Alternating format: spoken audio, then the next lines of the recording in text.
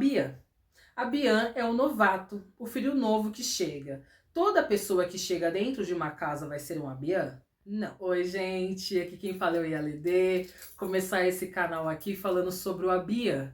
O que é o Abian? Como se tornar um Abian? E o que de fato o Abianato traz para a nossa vida dentro da espiritualidade. Para quem não me conhece, eu sou mais conhecida como Dara. Curte, comenta, compartilha esse vídeo para que cheguem mais pessoas e a gente possa trocar esse axé. O Ancestralidade em Movimento, eu criei ele a fim de trazer informações, mas também de quebrar o tabu de que a espiritualidade, o candomblé, as religiões da cultura iorubá é ruim. Aqui ninguém cultua coisas ruins, a gente quer cultuar, na verdade, o nosso ser, o nosso ori, a nossa cabeça e as divindades que complementam essa religião que é tão rica em sabedoria e conhecimento. Mas vamos lá para o que interessa. O Abian. Abian é o novato, o filho novo que chega. Toda pessoa que chega dentro de uma casa vai ser um Abian? Não. O Abian, para você se tornar dentro de uma casa de axé, o Abian, você vai passar por certas situações ritualísticas que uma pessoa que só visita, um consulente ou até mesmo um cliente não vai passar, né? Dentro da tradição que eu sigo, para você se tornar um Abian, você muitas vezes vai passar por um ritual de um buri. Esse buri ele vai alimentar o seu ori, vai te trazer paz, equilíbrio, discernimento, e aí você vai ser apresentado dentro da comunidade como um filho novo que chega. Em outras situações, você vai passar pela consagração de fios, vai receber um fio muitas vezes do orixá Oxalá e Emonjá, que são os orixás que ficam ali à frente dessa pessoa que ainda não está iniciada, que ainda não tem um orixá que foi colocado em seu ori. Detalhe, o Abian, muitas vezes, ele ainda vai se tornar ou um Ogã, que é um posto dentro das religiões, que depois em outro vídeo eu vou explicar melhor sobre isso, ou uma Eked, que também é um posto dentro da religião do Candomblé. Esses dois postos, eles não entram em transe, e é por isso que eles não são homo-orixás, tá? Porque eles são, na verdade, pessoas que vão ser braço direito e braço esquerdo do sacerdote, da sacerdotisa, que é a pessoa que até então é o dirigente daquela casa. O Abian, quando ele se torna o homo-orixá, ele se torna um filho de orixá, uma pessoa que foi iniciada, tá? Então essa pessoa, ela vai entrar em transe, não obrigatoriamente, que isso daí é uma coisa que eu também vou falar no próximo vídeo, tá? O transe, ele não é obrigatório. O abianato, ele é a fase de você se conectar com a sua espiritualidade. A espiritualidade, ela é individual, cada um vai ter o seu, tá? E aí eu não tô nem falando nessa questão de orixá, qualidade, nada disso. Eu tô falando de espiritualidade mesmo, do seu ser, tá? Nós somos seres individuais. Podemos ter nomes parecidos, jeitos, gostar da mesma coisa, mas individualmente, cada um no seu, tá? E é por isso que quando você se torna um Abian, essa pessoa que chega nova, que é apresentado naquela comunidade, como um filho que vai trilhar então o caminho de uma iniciação, você vai passar por processos que outras pessoas já passaram e você dificilmente vai fazer a mesma coisa que os outros que já são Iaôs, que já são Ogãs ou que já são Equetes, tá? Porque é cada um no seu quadrado. E por que que acontece isso? O abianato é a fase do recém-nascido, tá? Então, eu acho que nem é a fase do recém-nascido. Eu vou colocar que o recém-nascido já é o Iaô. O abianato é a fase da gestação. Você ainda está sendo gerado dentro de um útero e por isso você ainda não tem ali, né, os sentidos que aquela pessoa que já veio ao mundo tem.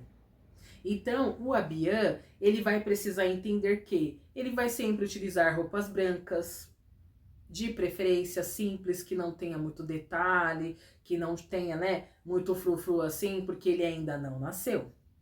O Abian, muitas vezes, ele não vai comer com garfo, ele vai comer com a colher, porque o garfo já é para uma pessoa iniciada, para uma pessoa que já está dentro de uma certa idade, e aí já é uma questão de hierarquia que eu também vou vir trazendo aqui para vocês em outros vídeos, tá? O Abian, muitas vezes, ele não vai participar de ritualística, e isso é muito importante deixar claro aqui, porque muitas vezes as pessoas falam assim, poxa, se o Abian é um filho de axé, se ele está inserido dentro de uma casa, por que que ele não participa da ritualística? A ritualística, ela é para aquelas pessoas que já viram aquilo, que já passaram por aquele tipo de preceito. E o Abian não vai passar por esse tipo de preceito porque ele não é iniciado. ou porque ele não foi confirmado, que é o caso de Ogã ou de uma EQED, como acontece em algumas casas.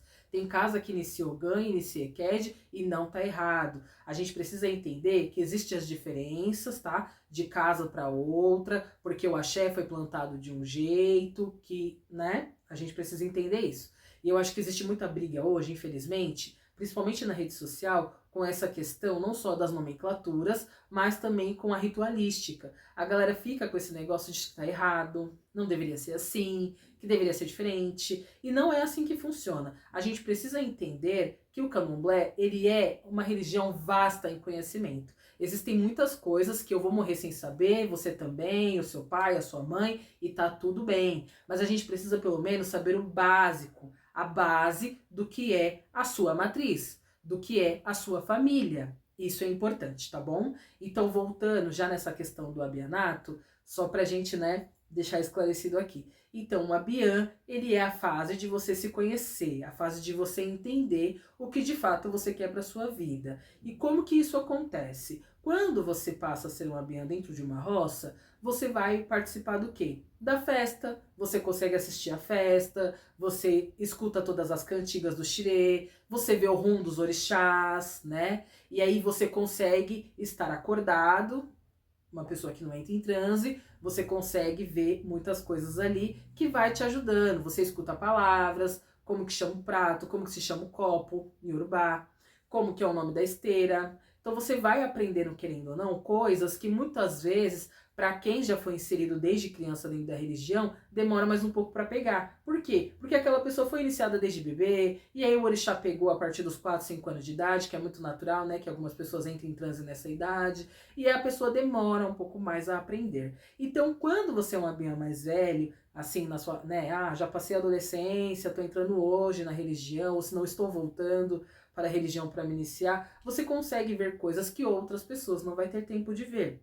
É igual no caso de um ganho de uma EQED, eles já são colocados ali, né, numa situação, num posto, num cargo que precisa ali dar início à sua vida espiritual de uma maneira muito rápida, e aí eles levam mais tempo ainda para aprender as coisas, e isso dificulta, querendo ou não, a vida deles, querendo ou não. Mas eles conseguem, porque tá ali sempre com o Pai de Santo, recebendo orientação, participando das ritualísticas, então tudo dá certo no final.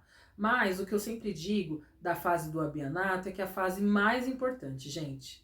É a fase mais importante. Eu não fiz santo quando criança, igual os meus irmãos, né, meus tios, familiares. Eu fiz santo, eu já era adolescente, já cruzando para a maioridade. Eu não era tão criança assim. Eu tinha ciência do que eu queria. Eu estava ali realmente focada, né, e decidida no que eu queria da minha vida. Então, para mim foi muito mais fácil do que para quem chega antes, né, com uma idade assim, querendo ou não, no zero ou ainda na infância. E outra coisa que eu queria falar sobre o abianato para vocês é que o abianato, ele é importante para aquelas pessoas que de fato sabem o que quer. A espiritualidade, ela não precisa de fato que você esteja inserido dentro de uma casa. Ela não precisa que você realmente faça uma iniciação. Não é obrigatório. Mas a gente precisa entender que é nessa fase do abianato que a gente consegue decidir o que é melhor para nossa vida, o que é melhor para nossa vida espiritual, saber separar as coisas. A espiritualidade é uma coisa, você vai viver o que é o âmbito espiritual. A sua vida pessoal, profissional, interpessoal, cada coisa vai ter o seu quadrado. Então a gente precisa ter essa noção também.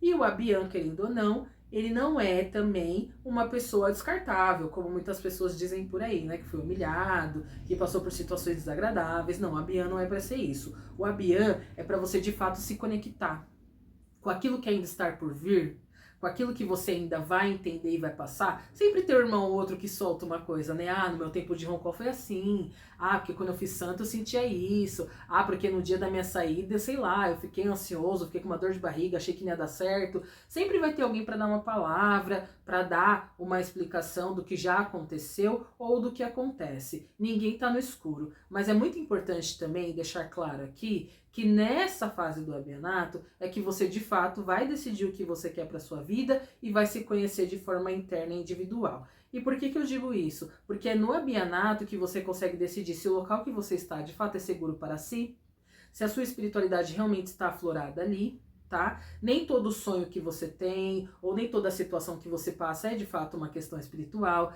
Tem que saber diferenciar isso. O jogo de búzios tá aí para isso, para orientar, para sanar dúvidas. Então esteja à vontade nesse seu processo do abianato. Seja um abian de respeito. É do abianato que começa. Se você é um abian de respeito, se você é responsável, se você coloca-se numa posição de, ó, eu sei que eu sou abian, mas eu quero ser respeitado, isso é muito bom, vai te ajudar. Porque amanhã, quando você for um iniciado, se você for um ogã, uma eked, vir a ser um sacerdote, uma sacerdotisa, ou um cargo, um posto, o que seja dentro de uma casa de axé, você já tem ali a sua responsabilidade e o respeito, que é primordial, para todos que compõem uma casa de axé. Tudo bem?